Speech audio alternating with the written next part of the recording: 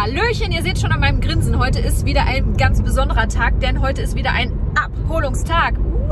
Ich hole mir ein neues Auto ab und diese Idee kam super spontan. Auf jeden Fall habe ich mir gedacht, ey Leute, ich brauche ein Projektauto für den Winter. Wir haben ja zurzeit den RS3 in der Garage stehen, aber das ist halt eher so ein Alltagsauto, der ist mir auch ein bisschen zu leise und so weiter. Und ich habe gesagt, ich brauche wieder was mit richtig Wumms, was richtig schön lautes, was Krawall macht und was einfach, ja, nochmal ein bisschen sportlicher ist, meiner Meinung nach. Welcher das ist, seht ihr gleich. Die Wahl stand zwischen einem BMW E92 M3 und ein älteres C63 Coupé AMG Modell, also der W204. Ich habe mich ein paar Tage dumm und dämlich gesucht auf Mobile, bis ich dann letztendlich doch den richtigen Wagen gefunden habe. Und ich bin super happy, weil der Wagen ist einfach top. Der hat für den Jahrgang, der ist jetzt schon 7 Jahre alt, hat der echt super wenig gelaufen. Der hat noch Garantie, also der ist einfach top, da ist nichts dran. Wie gesagt, ich zeige ihn euch jetzt und wir haben super viel mit diesem Auto vor, dazu gleich mehr. Das wird übrigens der erste Gebrauchtwagen seit Jahren für mich und ich bin aber trotzdem wirklich super happy mit der Entscheidung, weil ich bin der festen Überzeugung und vor allem ihr wart ein großer, ausschlaggebender Grund dafür. Ich bin der festen Überzeugung, dass der Content sehr gut ankommen wird auf YouTube, weil ihr habt gesagt, viele meiner Follower haben gesagt, hol dir doch nicht immer Neuwagen als Projektauto, weil das ist ein neues Auto, was willst du daran großartig machen? Hol dir doch mal einen Gebrauchtwagen, wo hier und da vielleicht auch ein paar kleine Macken sind, die man dann halt eben verschönern kann, ausbessern kann. Und vor allem, es haben ja auch sehr, sehr viele Menschen da draußen Gebrauchtwagen und eben nicht die super neuen Sportwagen. Und gerade für die ist es vielleicht auch interessant zu zeigen, hey, was kann man vielleicht auch etwas kostengünstig mit so einem Gebrauchtwagen anstellen, um den wieder etwas hochwertiger aussehen zu lassen. Und deswegen, ihr wart der Grund, warum es jetzt dieser Gebrauchtwagen wird. Und ich bin ziemlich sicher, sowohl ich als auch ihr werdet damit zufrieden sein. Was sagst du? Freust du dich auch schon aufs Auto? Ja, ich freue mich auch. Also mindestens genauso wie bei der letzten Fahrzeugabholung. Und vielleicht sogar noch ein bisschen mehr. Aber wird das denn jetzt auch ein Auto sein, wo du dich auch endlich mal wieder mit trauen wirst zu fahren? Weil der letzte Wagen war ja für dich einfach zu Prollo. Ja gut, der den wir jetzt holen... der wird laut, der wird auch Prollo. Ist ja nicht weniger Prollo, ne? Ich glaube, ich weiß schon wieder, wer mehr in dem Wagen sitzen wird. Aber Klaus hat ja sein RS3. Da ist er. Okay, Leute, es ist wieder, war ja klar, ein Mercedes geworden. Ja, ich habe mich jetzt tatsächlich doch wieder für einen Stern entschieden. C63 Coupé, das W204 Modell. Baujahr von dem 2013, also 7 Jahre alt ist der Wagen schon. Und ist wirklich in einem Top-Zustand. Also der hat, jetzt ist er noch ein bisschen dreckig, der muss erstmal sauber gemacht werden und so weiter. Der hat keine Kratzer, so gut wie keine Steinschläge, hat auch noch nicht mal 70.000 Kilometer gelaufen. Und ja, so sieht er aus. Noch im Originalzustand. Danach habe ich ja auch gesucht, weil ich suche ja auch, habe ja auch nach einem Auto gesucht, wo halt noch Potenzial nach oben ist, dass man halt eben noch was damit machen kann. Und das hat der Wagen definitiv. Also wie gesagt, komplett original, keine Umbauten, nichts an der Leistung gemacht, nichts am Auspuff gemacht, gar nichts. Mein Ziel bei dem Wagen ist jetzt aber auch, dass der tatsächlich auch keine Bastelbude wird. Also er wird optimiert, was Optik angeht, aber er soll am Ende trotzdem noch technisch im Originalzustand bleiben, weil die findet man leider mittlerweile immer weniger. Also diese Modelle, die halt eben nicht verbastelt sind, und der soll nicht verbastelt werden, weil das finde ich halt einfach immer zu schade dafür. Leistung 457 PS. Der letzte Sauger sogar von AMG, der hat 6,2 Liter V8. Das ist ja ein 63er, aber tatsächlich hat er nur 6,2 Liter Hubraum. Wie gesagt, alles komplett Originalzustand, aber reicht vollkommen aus.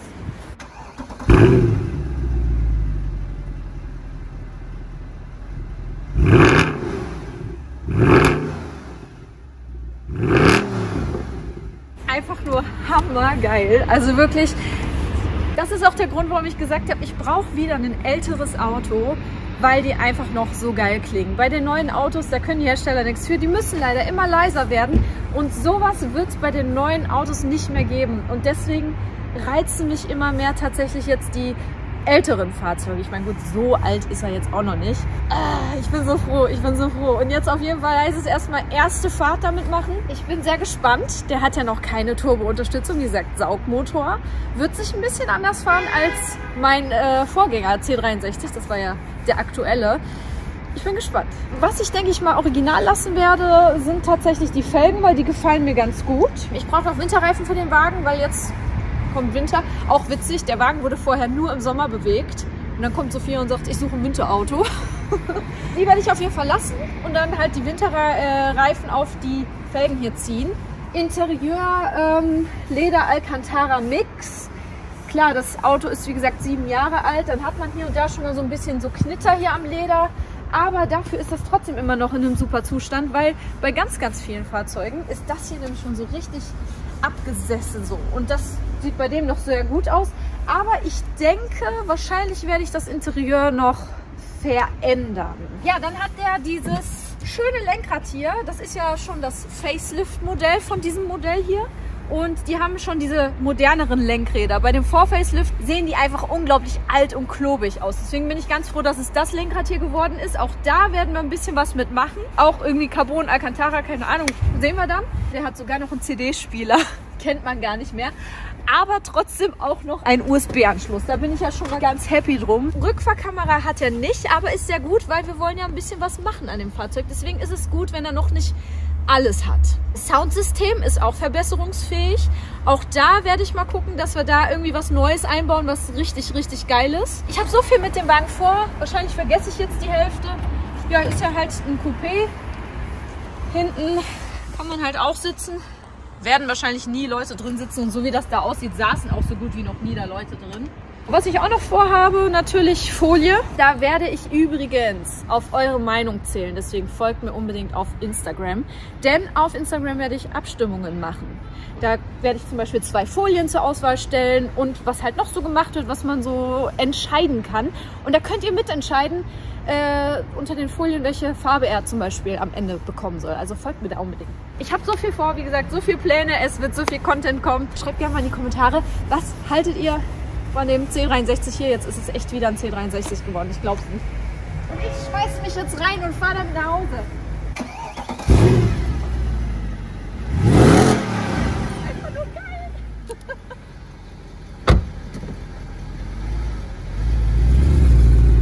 Schalten wir mal in den Sport Plus Modus. Wieso klingt der so geil? Oh mein Gott. Das ist einfach noch ein richtig, richtig geiler Sound. Es gibt halt so ein Problem bei solchen Autos. Man fährt eigentlich die ganze Zeit nur so.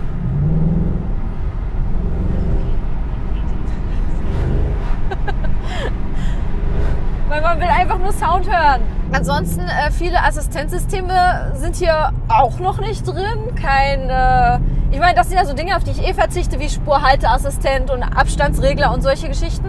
Ein paar Sachen müssen definitiv gemacht werden. Das war ja auch der Plan. Und wenn er schon alles drin hätte, dann hätte ich ihn ja nicht als Projektauto gebrauchen können. Sitze sind bequem. Ich muss echt sagen, die AMG-Sitze sind halt auch meistens so, dass man sich reinsetzt und der denkt erstmal unbequem, aber auf lange Fahrt, interessanterweise, sind die echt bequem. Wiederum bei dem RS3 ist das so, da denkst du dir super bequeme Sitze, wenn du dich reinsetzt, aber da bekomme ich jedes Mal Rückenschmerzen. Ja, morgen geht es mit dem auch direkt schon auf lange Reise. Ich nehme den direkt mit nach Österreich. Und dann kann ich ihn ja auch direkt mal auf Herz und Nieren prüfen. Ich habe mich jetzt preislich, das wird vielleicht auch einige interessieren, erst angefangen ab 40.000 Euro zu suchen. Es gibt schon C63er Modelle von dem hier ab 30.000, aber die sind alle wirklich Müll.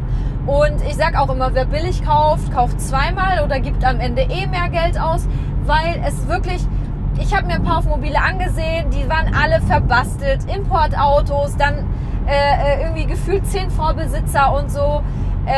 Das wollte ich alles nicht. Ich wollte echt ein deutsches, gepflegtes Auto mit wenig Vorbesitzern, mit wenig Kilometern.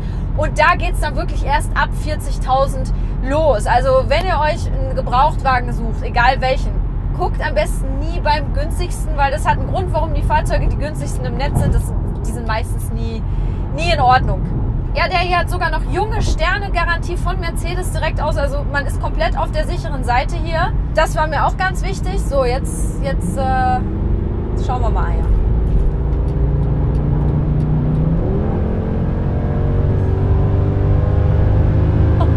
Geil. Mega. Ja, der zieht echt gut. Aber man merkt natürlich, also zum aktuellen Modell im Vergleich, welcher ja eben ein Biturbo ist, die Turbo-Unterstützung merkst du halt ganz klar, dass du einfach sofort Schub hast. So.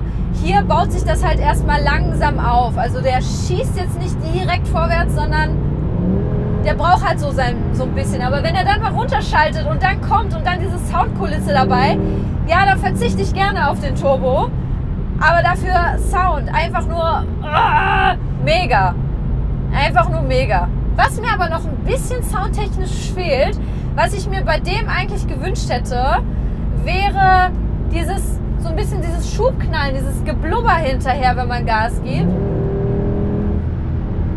Das hat der nicht so, oder vielleicht hört man es auch nur nach draußen mehr raus. Also dieses Geblubber, das fehlt noch so ein bisschen. Aber ansonsten klingt der einfach geil. Auch gerade beim Start, ihr habt es gehört, boah, Gänsehaut. Also es ist komisch, weil ich habe bei dem Auto gerade irgendwie mehr Emotionen als bei den letzten Neuwagen, die ich abgeholt habe. Weil der einfach, ich habe mich so gefreut jetzt auf den Wagen, auf die Abholung. Das klingt jetzt böse, aber wirklich mehr als bei meinem neuen C63. Ich möchte halt auch mal gern wieder ein Auto, wo ich die Straße spüre, der halt auch gern mal ein bisschen zickig sein kann. Und wo man halt einfach das Gefühl hat, man fährt wirklich noch selbst und das Auto macht nicht alles von alleine. Und da mittlerweile geht es halt wirklich bei mir emotional mehr zu den älteren Fahrzeugen. Und mittlerweile viele in meinem Freundeskreis sehen das genauso. Diese ganz neuen Regulationen machen das natürlich, dass die Autos halt so sind, wie sie sind. Ne, da können die Hersteller nichts für. Aber es ist halt alles immer emotionsloser. Ne? Also ein Sportwagen muss für mich einfach noch ein Sportwagen sein. Der muss nach was klingen. Der muss richtig so... Wisst ihr, was ich meine? Ja, der hat schon ein straffes Fahrwerk. Aber fährt sich echt super entspannt, auch bei hohen Geschwindigkeiten. Wenn er runterschaltet. Gott, ist das geil. Ihr habt einen sehr großen Teil dazu beigetragen, weil ihr gesagt habt, hey Sophia, bitte nicht immer nur die Neuwagen, sondern auch gerne mal was Älteres, Gebrauchtes. Und ihr habt absolut recht gehabt. Absolut recht gehabt. Also alles richtig gemacht damit. So, angekommen in meiner Garage und ich habe jetzt gerade gemerkt, das Soundsystem ist doch gar nicht so schlecht, wie ich dachte. Aus irgendeinem Grund war es noch vom Vorbesitzer so eingestellt, dass der die Bässe komplett rausgenommen hat. Jetzt habe ich das gerade mal eingestellt, das Soundsystem, also es klingt gut, aber eventuell ist es ja doch noch verbesserungswürdig. Ja, was mir auch aufgefallen ist, was auch irgendwie gemacht werden muss, ist, der Rückspiegel hier ist so am Vibrieren beim Fahren, dass man gar nichts mehr sieht, weil der so krass wackelt. Das, ich denke, lässt sich auch einfach lösen. Der ist einfach zu locker. Das werde ich einfach mal bei Mercedes nachfragen, was man da machen kann. Aber ansonsten, ja, typisch älterer Mercedes. Man merkt, die Lenkung ist noch relativ schwergängig, aber das ist ja das, was ich meine.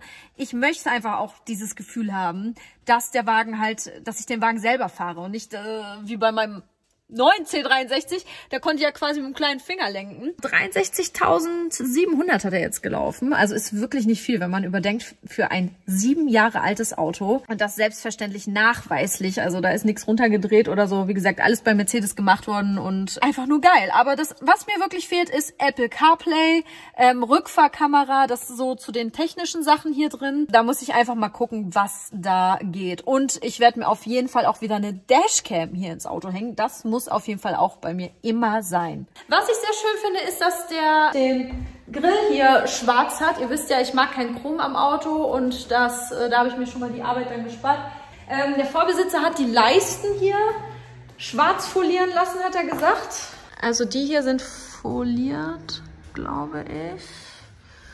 Und die hier wahrscheinlich auch. Aber ansonsten ist wirklich alles original an dem Ding. Seid gespannt, es wird am Ende, glaube ich, echt alles richtig, richtig gut aussehen. Ja, jetzt hat der RS3 auf jeden Fall einen schicken Bruder hier stehen. Aber das ist halt dann doch eher so meins. Also ich muss wirklich sagen, vom Herz her, soundtechnisch, fahrtechnisch, es ist einfach... Der Wagen ist super für den Alltag, aber der fährt sich halt wirklich wie geleckt, fast wie von selbst. Und da merkt man einfach noch, man fährt selbst. Ja, damit folgt jetzt auf jeden Fall noch jede Menge Content, also seid gespannt, abonniert meinen Kanal, damit ihr das auch alles zu sehen bekommt, ist kostenlos und folgt mir auch auf Instagram, weil, wie gesagt, da werde ich auch mal hin und wieder ein paar Abstimmungen machen, wenn es um die Farbe geht und so weiter. Und ja, schreibt mal bitte in die Kommentare, habt ihr den erwartet bei mir? Wie findet ihr den Wagen? Schreibt alles dazu. Hättet ihr vielleicht doch lieber gern, dass es der BMW geworden wäre? Schreibt alles in die Kommentare. Ich bin sehr gespannt und wir sehen uns im nächsten Video. Ciao!